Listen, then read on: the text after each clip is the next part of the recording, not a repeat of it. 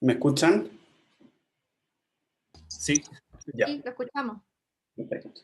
Entonces voy a hacer un pequeño repaso de las cosas que vimos ayer, que supongo que fue un poco rápido, pero es para que tratemos de ver cosas un poco más avanzadas, quizás. ¿Ya? Entonces, comúnmente, lo que tenemos en... se me desincronizó el lápiz. Un segundo.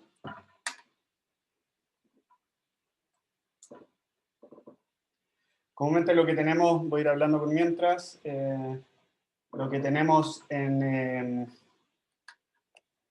la lógica es un vocabulario,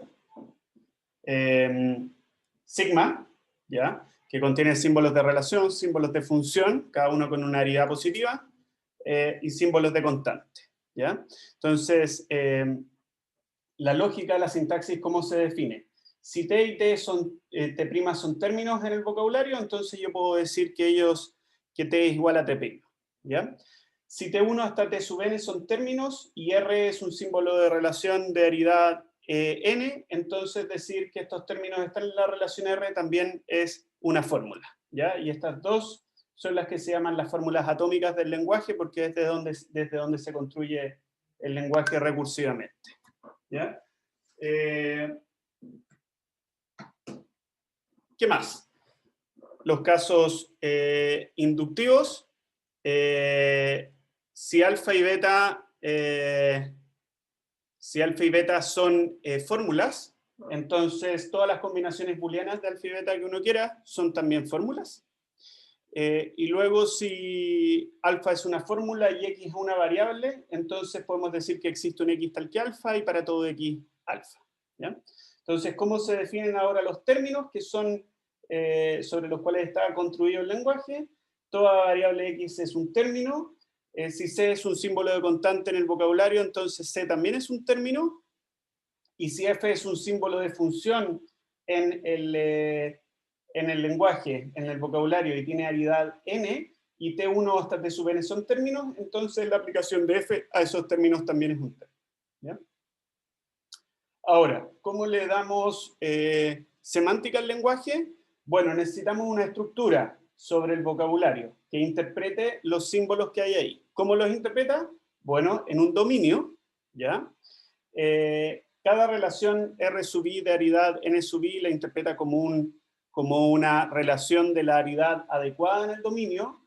Cada función la interpreta como una función de la aridad adecuada en el dominio. Y cada símbolo de constante lo interpreta como un elemento del dominio, ¿ya? Eso es una estructura que viene a interpretar los símbolos que hay en el dominio. Pero para interpretar una fórmula necesitamos no solo una estructura, sino que también una interpretación de las variables libres, ¿ya? Entonces vamos a asumir que tenemos una asignación eta que a cada variable le asigna un valor del dominio, y vamos a definir qué significa que la estructura A, junto con la asignación eta, satisfaga una fórmula, ¿ya? Entonces lo primero que veíamos era cómo interpretar los términos como elementos en el dominio. La interpretación de una variable está dada por su interpretación en eta, la interpretación de un símbolo constante está dada por su interpretación en la estructura A, y recursivamente podemos definir la interpretación de los símbolos de función en base a su interpretación en la estructura, y la interpretación recursivamente, que obtenemos recursivamente de los términos que crean sus argumentos, ¿ya? Entonces ahora podríamos decir esta, que es una de nuestras nociones fundamentales, que phi se satisface en la estructura A con la interpretación de las variables eta, o phi es cierta en la estructura A cuando interpretamos las variables como eta, ¿ya? ¿Y qué quiere decir eso? Si la fórmula era la igualdad entre dos términos, esto sí era cierta, esta fórmula era cierta, sí, solo sí la interpretación de los términos era la misma. La interpretación, esta fórmula era cierta acá, sí, solo sí, la interpretación de estos términos pertenecía a la interpretación de la relación. Las combinaciones booleanas son estándar, y la fórmula existe un x tal que phi es cierta, sí, solo sí soy capaz de encontrar un elemento en el dominio tal que al reemplazar la interpretación de x por ese elemento, obtenemos una asignación tal que junto con la estructura satisface la fórmula phi que estaba acá dentro. ¿Ya? Esa es la semántica de la lógica de primero. Entonces, habíamos dado ejemplos de cómo evaluar fórmulas. En general, si yo tengo una fórmula phi, ¿sí? Y una estructura A, la interpretación de phi en A son todas aquellas tuplas de la forma eta de x1 hasta eta de xn, donde x1 hasta xn son las variables libres de esta fórmula, tal que la estructura A junto con la asignación eta satisfacen phi. ¿Ya? Voy a ver todas las tuplas entonces que satisfacen esa fórmula. Bien, entonces habíamos llegado al caso de las oraciones. Las oraciones eran nada más que fórmulas sin variables libres, ¿ya? Y lo importante entonces es que si phi es una oración, entonces la interpretación eta de las variables libres es irrelevante para saber si es cierta o no en una estructura A. Así que si phi es cierta en A, con una interpretación arbitraria de las variables libres, vamos a escribir simplemente esto. Existe que la estructura A satisface la fórmula, la oración phi. ¿Ya? Entonces, vamos a ver un ejemplo de eso. Entonces, supongamos que tenemos un grupo, ¿ya? Un objeto matemático que es un grupo. Nosotros podemos representar un grupo como una estructura lógica. ¿Ya? ¿Qué vamos a hacer? Vamos a ocupar una relación ternaria en el vocabulario, y este grupo que es de la forma el dominio A con la operación binaria punto, lo vamos a expresar como la estructura A caligráfica, que tiene como dominio al mismo A, ¿ya? Pero este R viene a interpretar, esta relación R viene a interpretar la operación binaria de producto, ¿ya? ¿De qué forma lo hace? Cada vez que tenemos que el producto de A y B es C en esta estructura, vamos a poner el triple A, B, C en la interpretación de R en A. ¿Ya? Así que vamos a ver esta función como una relación ternaria. Ahora, si yo tengo un grupo, siempre lo puedo representar como una estructura de este tipo sobre ese vocabulario, el vocabulario que contiene este símbolo de relación. Pero no toda estructura sobre este vocabulario representa un grupo, ¿no? Tiene que satisfacer varias propiedades para hacerlo. Esas propiedades son definibles en la lógica de primer orden, es decir, podemos construir una fórmula en la lógica de primer orden que es cierta solo, va a ser una oración, ¿no? Que es cierta solo en aquellas estructuras sobre este vocabulario que representan a grupos, ¿ya? Y para eso necesito escribir en la lógica los axiomas de los grupos, pero además necesito decir, por ejemplo, que esta relación corresponde a una función, ¿no? O sea, ¿qué son las cosas que necesitamos decir? Esto es lo que vamos a hacer. Vamos a construir una oración phi, tal que phi es cierta en una estructura de este vocabulario, si solo si esta estructura de alguna forma codifica o representa a algún grupo. ¿Ya? Entonces, la oración phi va a ser la conjunción de varias oraciones. Lo primero es que R codifica una función binaria. ¿Sí? Denme un segundo.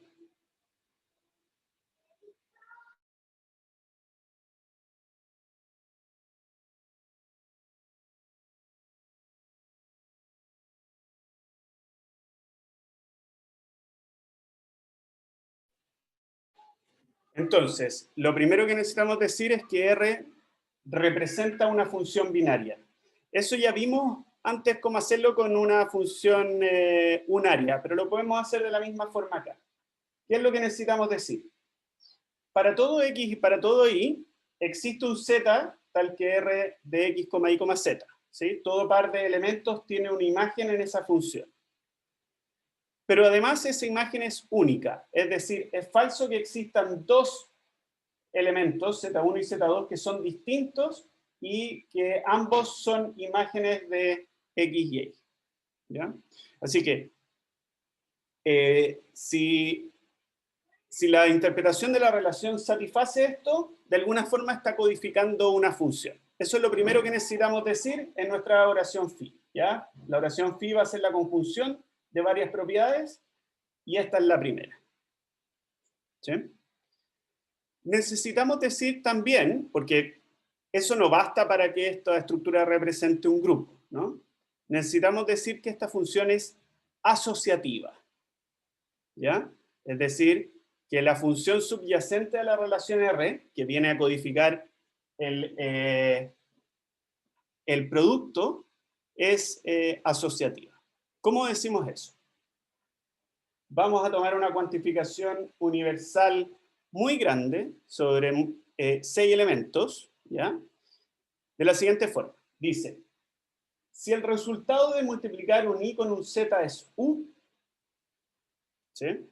Y el resultado de multiplicar al x con ese u, que era el resultado de multiplicar a i con z, es b, ¿ya?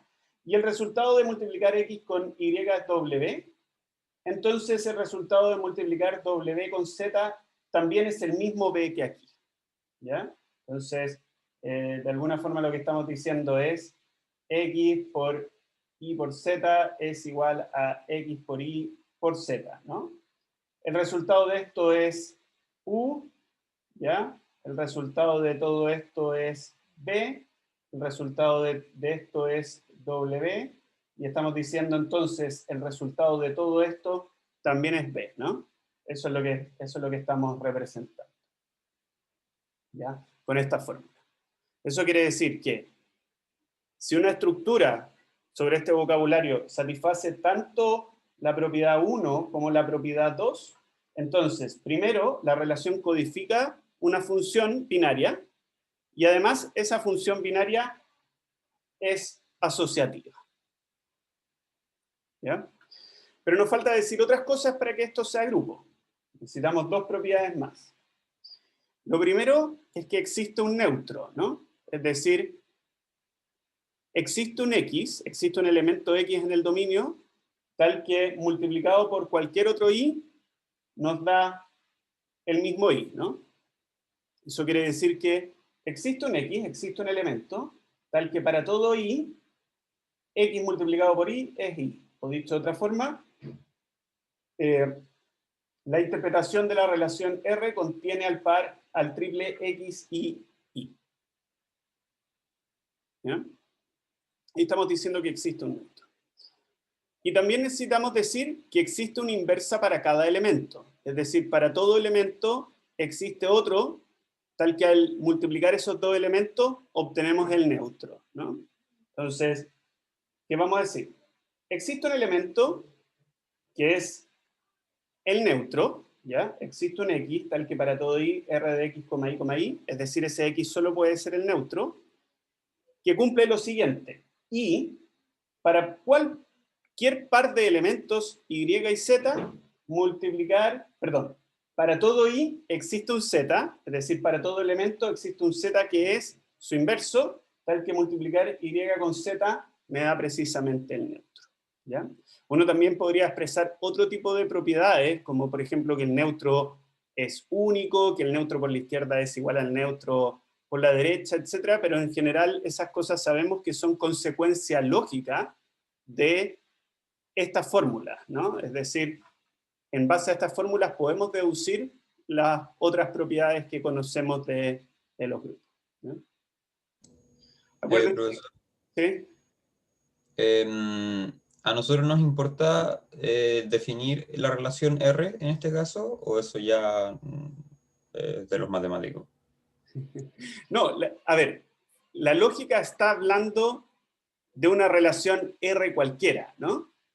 Nosotros estamos razonando sobre todas las posibles interpretaciones de la relación R. Y estamos escribiendo una oración que es cierta precisamente en aquellas interpretaciones de la relación R que corresponden a grupos, ¿no? O sea, si una estructura sobre este vocabulario satisface estas 4 fórmulas, estas 4 oraciones, codifica un grupo, lo sabemos. ¿Sí? Y al revés, Claro. si una estructura de esta forma codifica un grupo, entonces satisface estas 4 oraciones, ¿no? Entonces estamos axiomatizando en la lógica la clase de los grupos, ¿no? ¿Sí? O sea, la clase de los grupos es definible en la lógica de primer orden. Hay otras clases que no lo son, ¿no?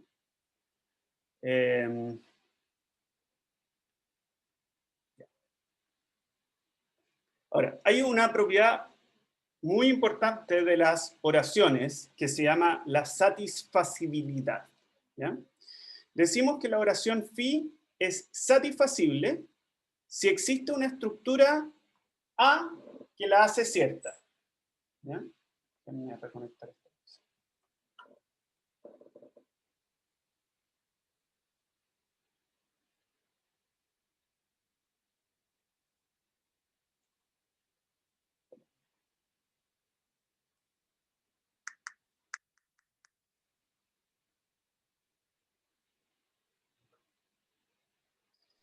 Profe, una consulta. Sí. Cuando habló del neutro definido por la izquierda o por la derecha, ¿a qué se refería con esos como lados? Bueno, es lo típico, claro, por eso yo estoy asumiendo que ustedes saben un poco de álgebra, ¿no? El neutro se puede, acá estoy tomando la multiplicación por la izquierda, pero también podría estar tomando el neutro hacia el otro lado, podría decir y por x igual a y, ¿no? ¿Sí? Ya, claro. Sí. Igual que el inverso por la izquierda y por la derecha, ¿ya? Ya, la oración phi es satisfacible si existe una estructura que la hace cierta. Entonces, acá hay un ejemplo.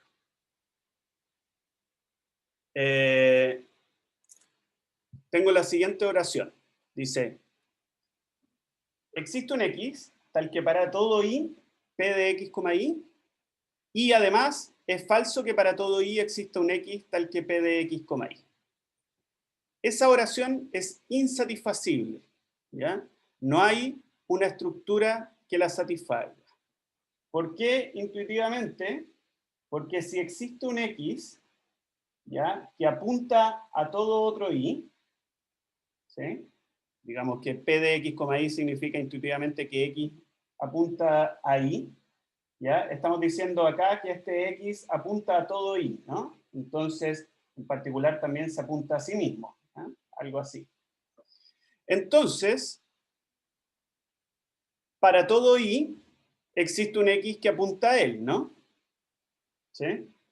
Para todo y, ese x apunta a ese y, así que existe al menos uno. Así que esto de acá, si esto es cierto, esto de acá no puede ser falso, ¿ya? Esto de acá no puede ser falso. Así que esa oración es insatisfacible, no podemos encontrar una estructura que la haga cierta. Pero si cambiamos el orden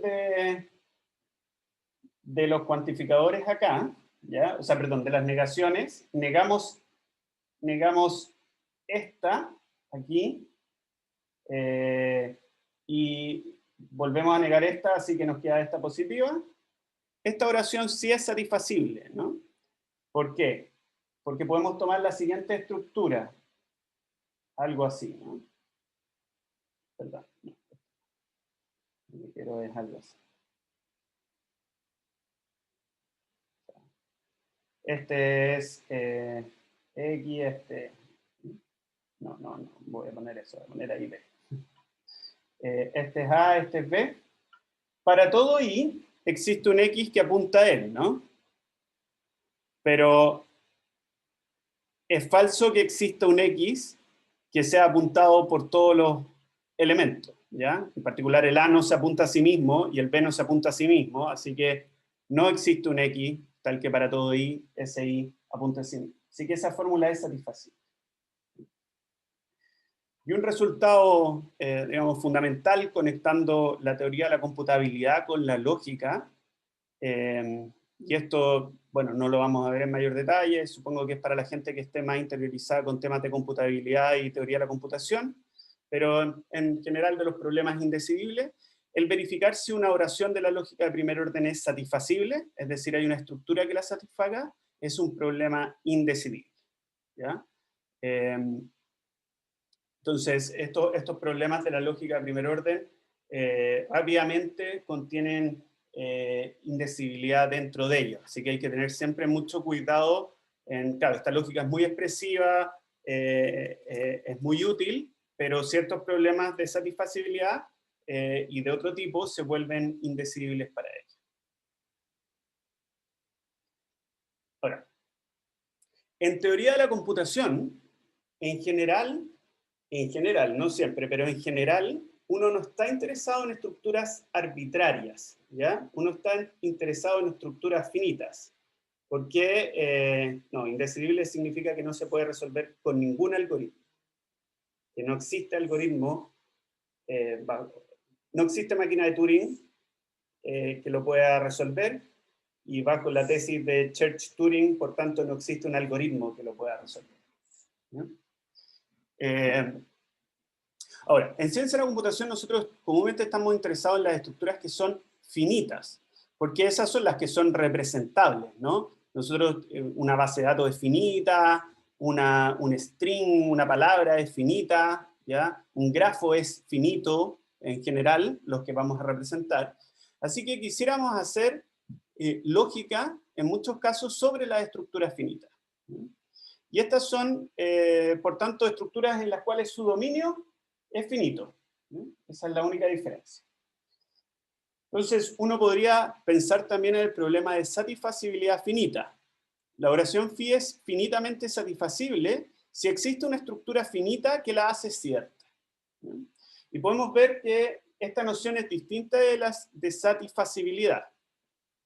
Por ejemplo, esta fórmula que tenemos acá es satisfacible, pero no es finitamente satisfacible, ¿ya? Por supuesto, si algo es finitamente satisfacible, siempre es satisfacible, ¿no? Pero si es satisfacible, no necesariamente es finitamente satisfacible. Así que la noción de satisfacibilidad finita es una noción que está estrictamente contenida en la de satisfacibilidad.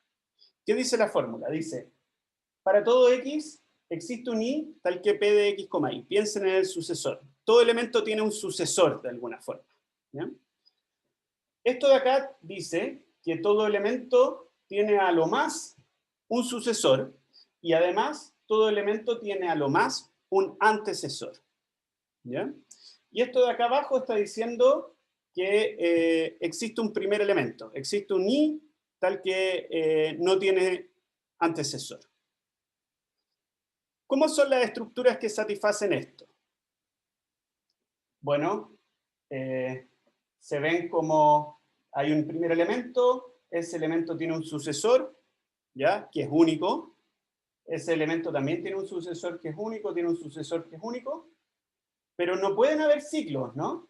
Porque si hubieran ciclos, entonces habría un elemento que tiene dos antecesores, ¿ya? Y eso está prohibido acá. Así que la única forma de satisfacer esta fórmula es con una cadena infinita, ¿ya? De esta forma. Así que esa fórmula es satisfacible, pero no es finitamente satisfacible. Entonces uno se podría preguntar, bueno, dado que en computación estamos interesados en la satisfacibilidad finita, ¿es ese problema decidible o no? ¿Bien? Y la verdad es que no, ese problema también es indecidible. Verificar si una oración phi es finitamente satisfacible es un problema que no tiene algoritmo, ¿bien?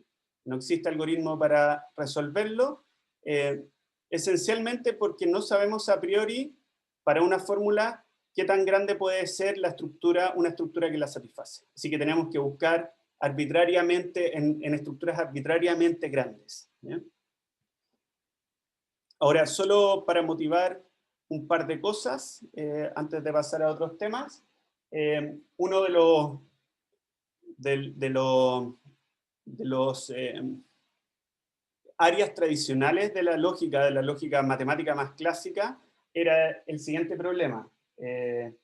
Saber si una fórmula phi de la lógica era cierta en una estructura particular, ¿ya?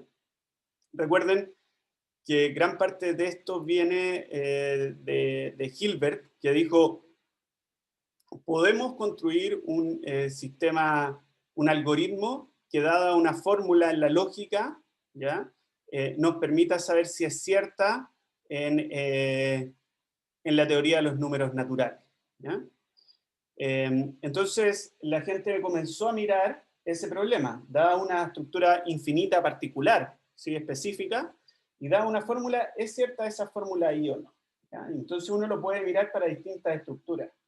Por ejemplo, la estructura de los números naturales, con dos relaciones, una relación ternaria de suma, o una función binaria de suma si quiere, y una relación de orden. ¿Ya? Yo puedo verificar si un elemento es menor que otro, puedo verificar si este elemento es la suma de estos dos, y puedo además identificar al 0 y al 1, lo que realmente no es necesario porque este es el menor elemento y este es el sucesor, así que eso es expresable. Pero imaginen que tenemos esto. La teoría de primer orden de esto, verificar si una fórmula es cierta ahí, es decidible. ¿Ya? Eso lo demostró Pressburg. Pero esto como tal no es muy expresivo, ¿no? O sea, uno quisiera tener más operaciones para poder empezar a expresar cosas interesantes. Por ejemplo, la multiplicación, porque así puedo empezar a expresar cosas de los primos, ¿no? Lamentablemente, la teoría de esa estructura, cuando le agrego la multiplicación, pasa a ser indecidible, ¿ya? No hay un algoritmo que decía eso, es un teorema de Church-Rosser. Esto está bastante alineado con los temas que estaba viendo Gödel, ¿sí? Lo de Gödel es distinto, pero en términos de computabilidad, lo que querían saber era eso. Hay un algoritmo que permita verificar si una fórmula es cierta o no. Ahora, ¿qué pasa si en vez de los naturales tenemos los reales? ¿Ya? Que cambia completamente la estructura, ¿no? Porque ahora, por supuesto, esto pasa a ser denso, etc. Esta teoría de acá, con suma, orden y multiplicación, es decidible, ¿ya? Hay un algoritmo por supuesto no eficiente, un algoritmo horrible, pero hay un algoritmo que puede verificar si una fórmula es cierta, ¿ya? Y ese es uno de los resultados más importantes de la lógica del siglo XX, que es de Tarski. ¿Ya? Es solo para que tengan una perspectiva un poco más global de estas cosas. Bien. Sigamos. Definibilidad lógica. Hay dos tipos de preguntas de definibilidad que nosotros nos podemos hacer, ¿ya? Una es, ¿qué podemos definir sobre una estructura? ¿Ya? Por ejemplo, si tenemos la estructura que consiste en su dominio de los naturales y tenemos la multiplicación, quisiéramos pensar si podemos definir la suma ahí adentro. ¿Existe una fórmula que defina la suma en esa estructura? Bien. Y el otro tipo de preguntas es, ¿qué clases de estructuras podemos definir? ¿Ya? Por ejemplo, dado un cierto vocabulario sigma, ¿existe una oración phi que sea cierta en aquellas estructuras que son finitas? Son dos tipos de preguntas, ¿no? Definibilidad dentro de una estructura y definibilidad de una clase de estructura, ¿ya? Y vamos a tratar de entender un poco de ambas, ¿sí? Entonces, definibilidad sobre una estructura. Consideremos un ejemplo. Tenemos la estructura de los naturales con la relación de orden, la suma, ¿ya?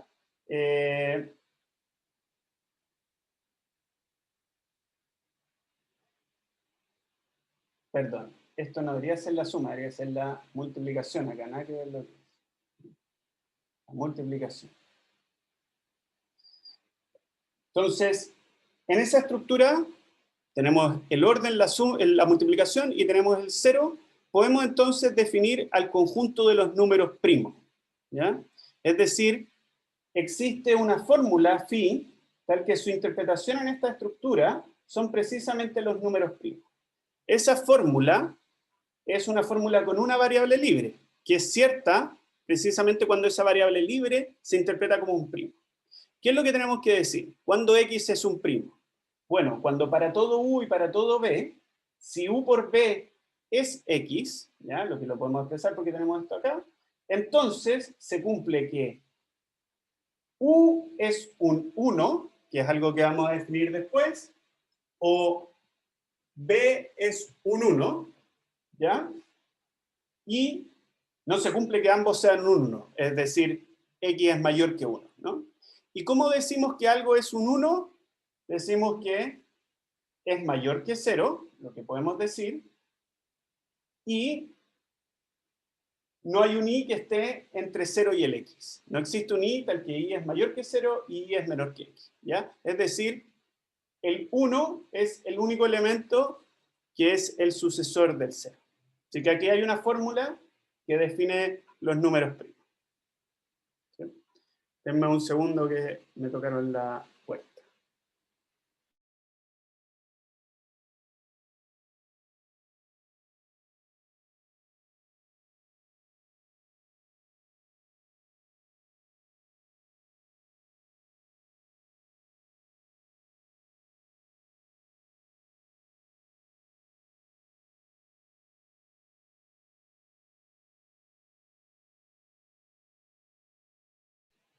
Ya, estoy de vuelta.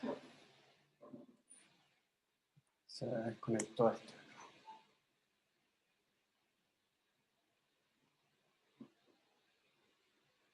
Ahí hay un ejemplo de algo que se puede definir, entonces, ¿no? Ahora vamos a presentar una herramienta, entonces, para demostrar que algo no se puede definir sobre una estructura. Es una herramienta muy sencilla, pero que es suficiente para demostrar que ciertas cosas no se pueden definir sobre una estructura. Y para eso vamos a ocupar el concepto de isomorfismo, ¿ya? Es decir, cuando dos estructuras tienen la misma forma, de la misma manera que ustedes han definido isomorfismos de grafos, isomorfismos de grupos, isomorfismos de otros objetos matemáticos.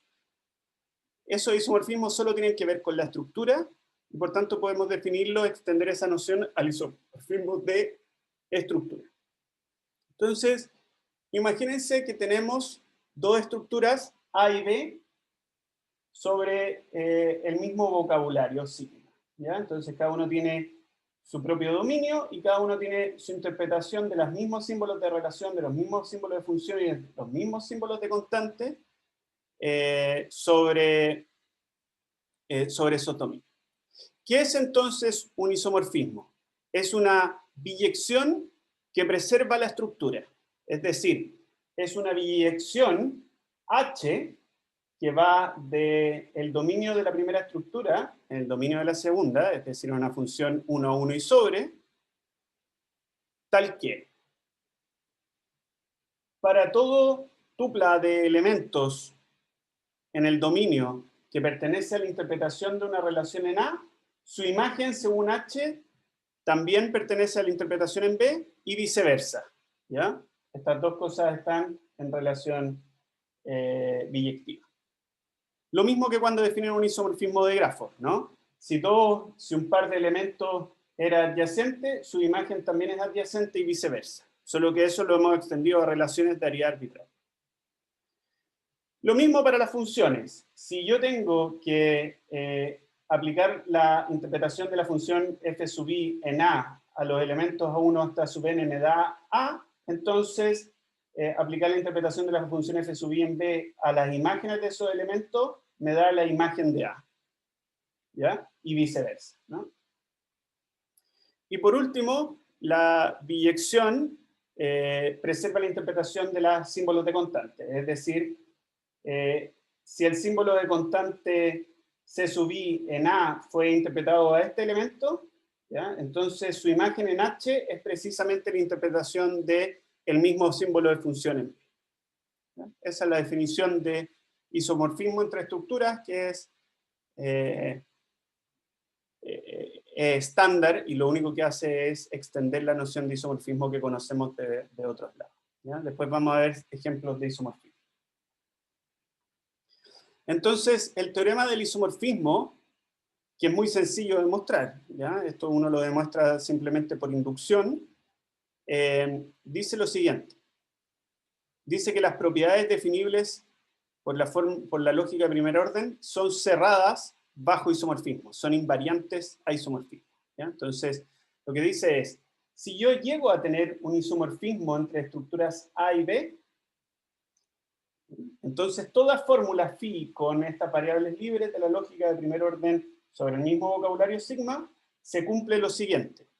Si una tupla de elementos A sub 1 hasta sub n pertenece a la interpretación de la fórmula en la estructura A, su imagen también pertenece a la interpretación de la fórmula en la estructura B y viceversa, ¿ya? Es decir, esta fórmula no alcanza a distinguir elementos que están en la relación de isomorfismo entre las dos estructuras, ¿ya? Lo único que le interesa a la fórmula es las relaciones y la biyección, el isomorfismo preserva relaciones, así que las fórmulas de la lógica de primer orden no son capaces de distinguir cosas que son isomorfas, ¿ya?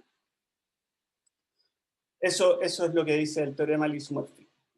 Es un teorema muy sencillo, es sencillo de demostrar, es un buen ejercicio hacerlo por inducción, pero que es una herramienta relativamente poderosa para poder demostrar resultados de inexpresibilidad en la lógica. Entonces, acá hay un ejemplo. Imagínense que nosotros tenemos la estructura A, que corresponde a lo siguiente. Su dominio son los reales, y tenemos una relación de menor interpretada como el menor estándar en los reales. Queremos saber si hay una fórmula phi que defina los números naturales acá. Si hay una fórmula en la lógica de primer orden que me permita definir qué elementos del dominio son naturales, ¿ya? Vamos a demostrar que eso no es posible. ¿Cómo lo vamos a hacer? Vamos a asumir por contradicción que tal fórmula existe, ¿ya? Existe una fórmula phi de x, ¿ya? Con una variable libre, porque está definiendo un conjunto, el conjunto de los naturales, en la lógica de primer orden, tal que para cualquier real, ese real pertenece a la interpretación de la fórmula acá, si solo si es un natural, ¿ya? Entonces vamos a llegar a una contradicción habiendo asumido eso. Considere la siguiente función, ¿ya? La función f de los reales, tal que f de a es igual a al cubo. Ese es un isomorfismo, ¿no? Esa función es 1 a 1, ¿sí? Es sobre todo número real, es la raíz cúbica de algún otro número real, y además preserva la relación de orden, ¿no? Porque como lo estamos mandando al cubo, si el número era negativo, este también va a ser negativo, y si era positivo, este también va a ser positivo. Entonces, y si el A era menor que B, entonces el f de A es menor que el f de B y viceversa. Así que esta es una relación biyectiva que preserva la relación de orden. Así que es un isomorfismo de esta estructura en sí misma, lo que se llama un automorfismo. ¿Sí? ¿Qué nos dice eso entonces? Por el teorema del isomorfismo vamos a concluir entonces que un elemento cualquiera pertenece a la interpretación de A, si solo si A pertenece a los naturales, porque eso es lo que estamos asumiendo por contradicción, pero esta función define un isomorfismo, así que por el teorema del isomorfismo, si solo si A al cubo también pertenece a la interpretación de phi en A, es decir, si solo si A al cubo también es un natural. Y eso es claramente una contradicción porque hay elementos cuya raíz cúbica, hay elementos que son naturales, cuya raíz cúbica no es un natural, por ejemplo, el 3, ¿no? ¿Sí?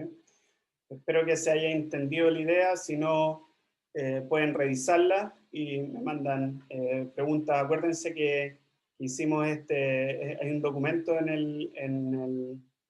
el Drive que les mandé donde pueden escribir sus preguntas.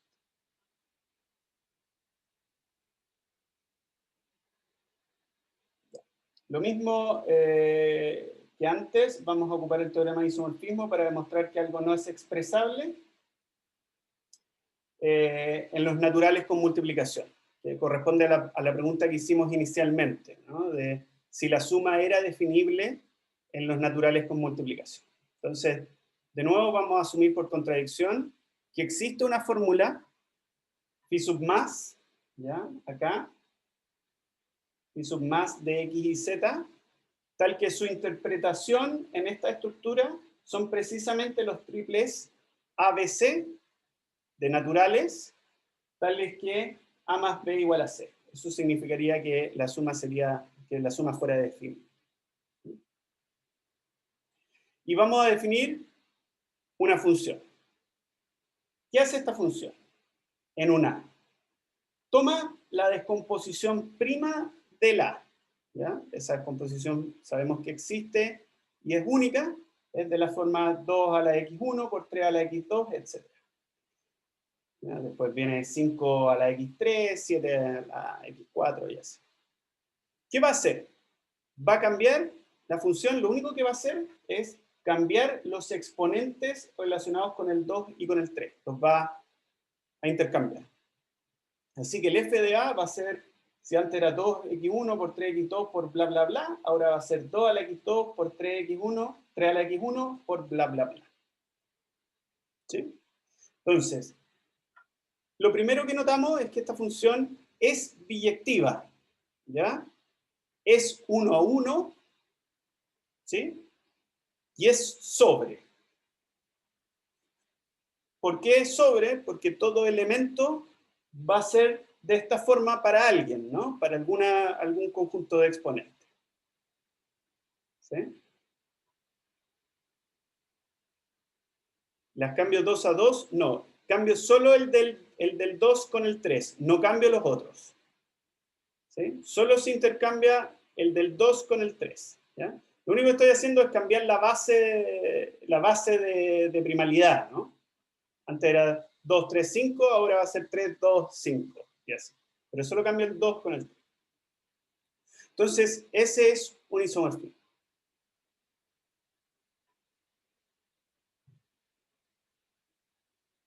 Y ahora llegamos a nuestra contradicción. Como sabemos, para todo A, B, C, ese A, B, C pertenece a la interpretación de la fórmula en A, si solo si A más B igual a C. Eso es lo que estamos asumiendo por contradicción. Pero por el teorema del isomorfismo, entonces su imagen, eso es sí solo sí, su imagen también pertenece a la interpretación de la fórmula en A. Y eso, por suposición que estamos haciendo, es sí solo sí, f de A más f de B es igual a f de C. Pero entonces, 1 más 2 es igual a 3, sí solo sí, 1 más 3 es igual a 2, ¿no? Porque la imagen de este elemento bajo esta función es 3, y la imagen de este elemento bajo esta función es 2. ¿Ya? Lo que es claramente falso. ¿Ya? Esto es verdadero, esto es falso, así que esta fórmula no puede existir. ¿Ya? Y así hay varias aplicaciones del teorema del isomorfismo para demostrar que ciertas cosas no son expresadas.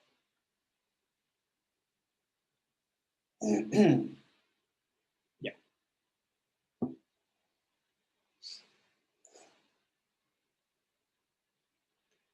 Vamos a hablar entonces ahora del otro problema, de la definibilidad de una clase de estructuras. Entonces, sea delta una clase de estructuras sobre un cierto vocabulario. ¿Ya?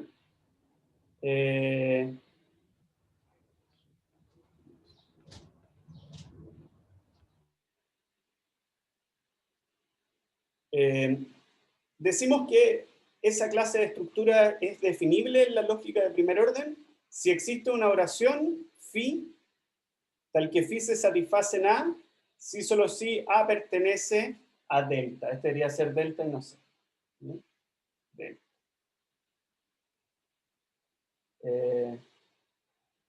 Nosotros vimos ejemplos de eso, ¿no? Vimos que,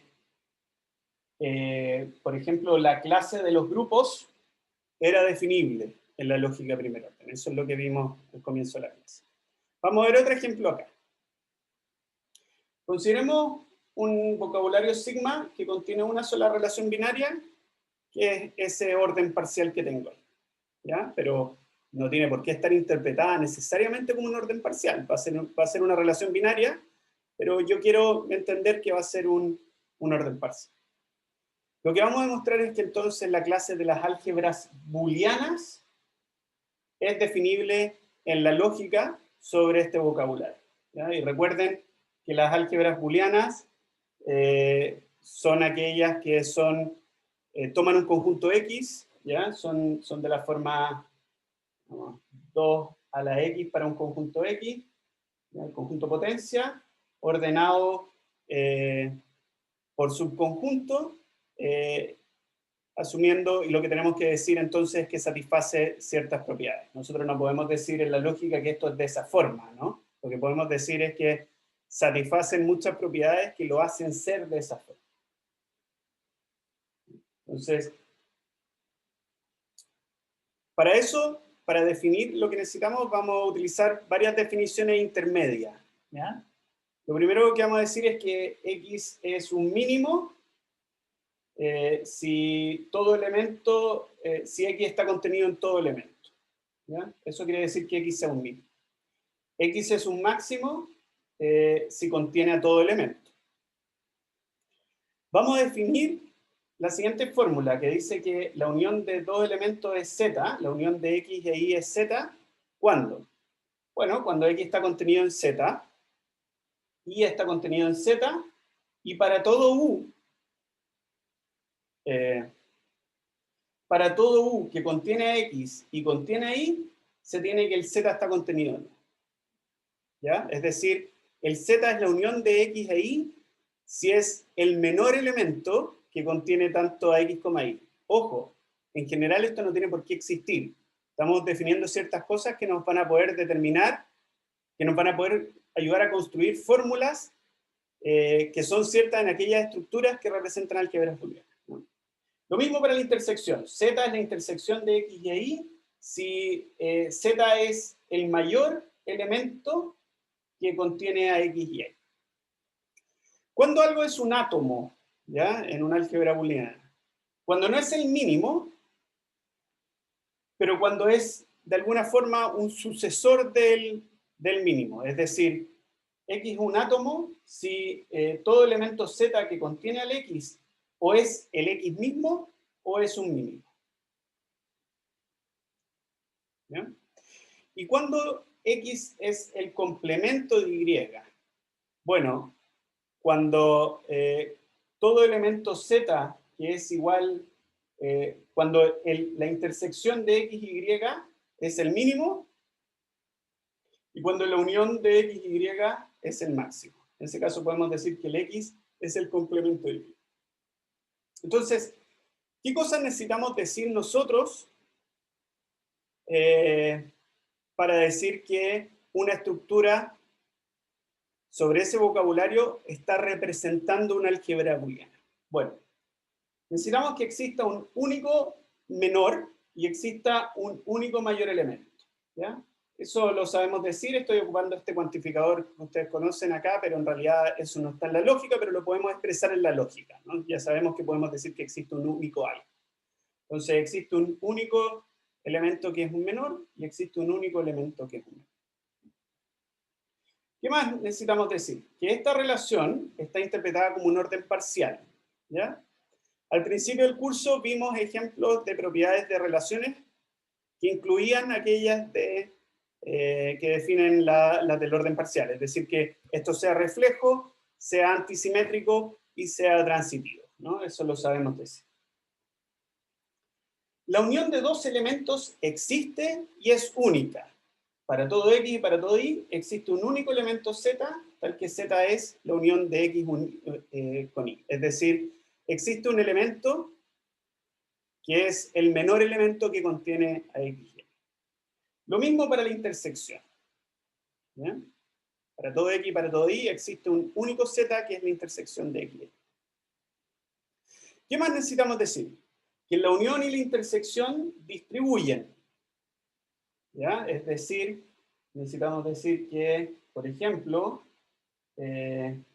X intersectado con Y unión Z es igual a X intersectado con Y unido con X intersectado con Z. ¿Ya? Ese es uno de los casos que tenemos que ver. Bueno, eso está expresado acá. Si Y unión Z acá es W, esto es W, y X intersectado con W es B, es decir, todo esto es B, y X intersectado con Y es W', esto es W', y X intersectado con Z es B', esto es B', entonces la unión de este W' con este B' es lo mismo que esto, que era, así que ahí estamos diciendo que distribuye. ¿Qué más necesitamos decir? Se cumple la ley de absorción, ¿ya? Eso quiere decir que X unido con, perdón, X intersectado con X unión Y, por ejemplo, es X, ¿no? ¿Ya? X intersectado con X unión Y es igual a X, ¿ya? Como lo decimos, si X unión Y es Z y X intersectado con Z es U, entonces U también es X. ¿Qué otra cosa? Los complementos existen y son únicos. Para todo X existe un Y, tal que X es el complemento de Y y ese Y es único. Y además necesitaríamos decir que los complementos satisfacen la ley de Morgan, ¿no? Es decir, el complemento del complemento es igual a X y el complemento de X intersectado con Y es el complemento de X unido con el complemento de Y y así. Todas esas cosas claramente se pueden decir en la lógica de primer orden. Es un buen ejercicio si ustedes quieren expresarlo. ¿Ya? Eso. Lo que vamos a ver a continuación, yo creo que ya mañana, es entonces herramientas para demostrar que una cierta clase de estructura no es definible en la lógica de primer orden. ¿Cómo podemos demostrar que una cierta clase de estructuras no es definible en la lógica de primer orden? ¿Ya? Y para eso vamos a definir un tipo de juegos entre estructuras, que se llaman los juegos de Ehrenfeld-Freise, que caracterizan cuáles propiedades, cuáles clases de estructuras son definibles en la lógica de primer orden. ¿Ya? Y a partir de eso vamos a poder demostrar, por ejemplo,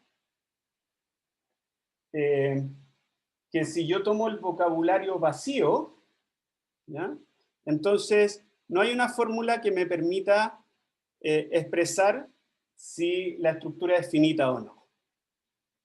¿Ya? Eso es lo primero. Y lo otro que vamos a ver es que, por ejemplo, dado un grafo, ¿sí? Y representado como una estructura sobre una relación binaria, no hay una fórmula en la lógica de primer orden que me permita verificar si ese grafo contiene un ciclo o no. ¿Ya? Y eso lo que nos dice es que básicamente la lógica de primer orden tiene dos debilidades. ¿Ya? La primera es que no puede contar. ¿Sí? No puede, por ejemplo, verificar si una estructura es finita o no. No puede verificar si una estructura tiene cardinalidad par o no. Esas son cosas que no se pueden hacer en la lógica. Lo otro es que no puede verificar cosas con respecto a la clausura transitiva de un grafo. ¿Ya? Verificar si el grafo es acíclico, verificar si el grafo es conexo. ¿Ya? Esas son cosas que no puede hacer la lógica de primer orden, y por eso se habla de que la lógica de primer orden no tiene capacidades recursivas. ¿Ya? Y ambas debilidades han sido estudiadas y se le han propuesto paliativos de alguna forma, que son extensiones de la lógica para tratar de capturar propiedades que la lógica no puede expresar. En particular, hay lógicas de conteo que permiten verificar propiedades, por ejemplo, si una estructura es finita o no, y hay otro tipo de lógicas que son lógicas recursivas, que me permiten, por ejemplo, verificar si un grafo es acíclico mediante un proceso recursivo en el grafo. ¿No? Entonces, prefiero dejarlo ahí para que no quedemos en el medio de las definiciones que vienen, Y hay 5 minutos por si quieren hacer preguntas.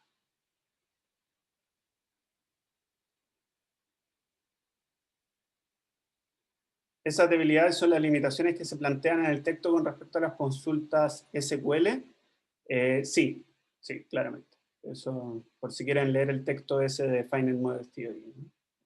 Al menos que lean la introducción, porque eso es bien interesante. ¿Alguien más quiere hacer preguntas? Profesor, hola, yo también quiero hacer una pregunta. Que algo no sea definible en una estructura, por ejemplo, el ejemplo de la suma con los naturales de la multiplicación. Uh-huh. O sea, en el fondo, uno puede añadir la suma como un axioma, ¿o no? Añadirlo a la estructura. O sea, claro, yo lo podría agregar ahí directamente, pero por supuesto la pregunta Claro. matemática es válida, ¿no? O sea, Claro, que es lo más débil, digamos. ¿la necesito o no la necesito? ¿No? O sea, Claro. ¿me está dando poder expresivo o no me está dando poder expresivo? Uh-huh. Y por supuesto esas cosas también están relacionadas con problemas de computabilidad, de complejidad, ¿no? También. Perfecto, gracias. Uh-huh. Una pregunta. ¿Sí? Sí, ¿tiene referencias para el teorema de Trachtenbrot? O sea, el teorema, de hecho, en el libro este de Finite Model Theory que les mandé, ahí está demostrado el teorema de Trachtenberg. Ah, bueno, ¿Sí? gracias. De hecho, es la misma demostración prácticamente que el teorema de Church. No. Satisfacibilidad y satisfacibilidad finita de indecibilidad es prácticamente igual. Vale, gracias. ¿Preguntas?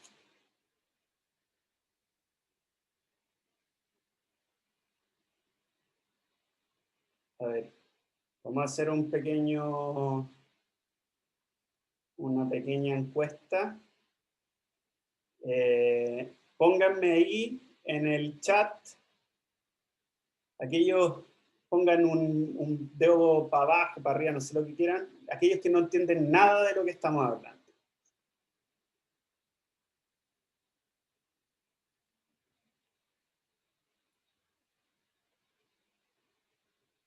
Bien, todos entienden algo. ¿Quiénes entienden, ahora pongan, quiénes entienden un poco, pero les falta mucho, digamos, background de lógica? Sienten que hemos ido muy rápido y que les ha costado así. Pónganlo en el chat ahí, pongan un 1, pongan lo que quieran.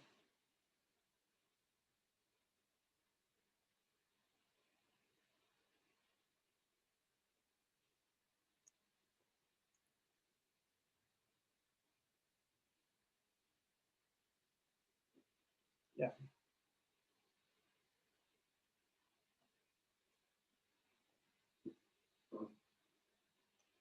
Eso quiere decir que todos los demás, en general, se sienten cómodos con el tema, lo han visto antes, ¿se entiende? No sé si me gustaría escuchar un poco de opiniones para saber cómo vamos y qué podemos hacer para la última clase para que...